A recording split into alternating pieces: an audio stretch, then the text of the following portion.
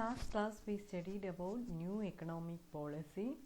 We know new economic policy, especially liberalization, privatization, globalization. These are the main policies under the new economic policies. Okay, now we can go to liberalization. The main aspects of new economic policy was liberalization. Liberalization of an economy means removing or relaxing government's controls and restrictions on economic activities. Means we need to remove, means economy can remove all the restrictions or controls and means for economic activities like foreign trade and foreign investment. For these policies they can remove the restrictions. Next one, relief for foreign investors. For foreign investors it was a relief. Revaluation of Indian currency. We know devaluation is there, revaluation is there. Then we did this revaluation of Indian currency and new industrial policies. We started a lot of new industrial policy as a part of liberalization. Then new trade policies, some trade policies and import technologies, encouraging foreign tie-ups, privatization in public sector. These were the main policies under the liberalization. Then what are the positive effects? Increase in foreign investment, increase in production, then technological advancement and increase in GDP growth rate were the positive effect. And another negative side effect was increase in unemployment and decrease in tax receipt. Then another policy was deregulation of industrial sector. Means we know in India regulatory mechanism were there during that time, and industrial licensing, we know that one we studied already. We studied about industrial licensing and everything. Okay, then industrial licensing, under which every entrepreneurs had to get permission from government officials to start a firm, close a firm or decide amount of goods that could be produced. Okay, these policies was there during that time. We studied that one in last lesson. Then private sector was not allowed in many industries, and some goods could be produced in small scale industries. Controls on price fixation, these were the problems during that time. These reform policies, after these reform policies, industrial licensing was abolished, and alcohol, cigarette and hazardous chemicals, industrial explosive, electronics, pharma, in these areas, the only industries which are now reserved for public sector are a part of defense equipment. Okay, then many goods produced by small scale industries have now been de-reserved. In many industries, the market has been allowed to determine the prices. Okay, then private, in some areas private sector was not allowed, or private companies was not allowed, and in many industries means this licensing system was there. Suppose you need to start a company, you need to take a license. That licensing system also abolished, and many goods can produce in small scale industries. Like that, lot of policies, new policies started because of this liberalization. Next one, financial sector reforms. Financial sector include financial institutions such as commercial banks, investment bank, stock exchange, operations and foreign exchange market. The financial sector in India is regulated by RBI. We know that one. The RBI decides the amount of money that banks can keep with themselves, then interest rate and lending to various sectors. All these decisions are taken by Reserve Bank of India. Then one of the major aim of financial sector reform is to reduce the control of RBI. Okay, then means financial sector may be allowed to take decision on many matters without consulting RBI. Means they can take themselves decisions. Like that new policy, as a part of liberalization policies, they started like they can take their own decisions. Then the reform policy led to the establishment of private sector banks. Then foreign investment limit in banks rise to 74%. We know up to 1991 it was not there private sector banks, like that establishment of private sector banks was not there. Then banks fulfill certain conditions have been given freedom to start new branches without the approval of RBI.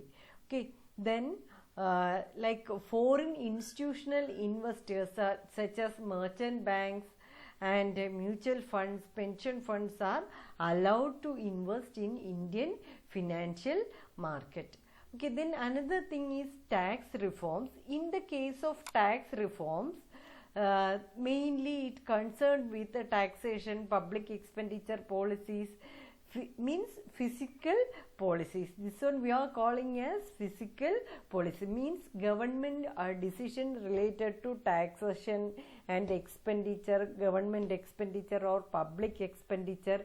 These physical policies, in that area also we know two types of taxes are there, direct taxes and indirect taxes. Since 1991, there has been continuous reduction in the taxes on individuals' income. Then income tax, where we know income tax is there. Then another one thing, tax evasion is there. Tax evasion means some people will not pay taxes.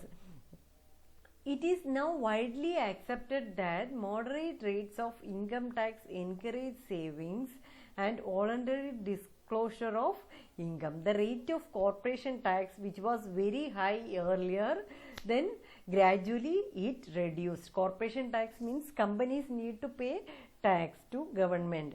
Then effort have also been made to reform the indirect taxes. Taxes levied on commodities in order to facilitate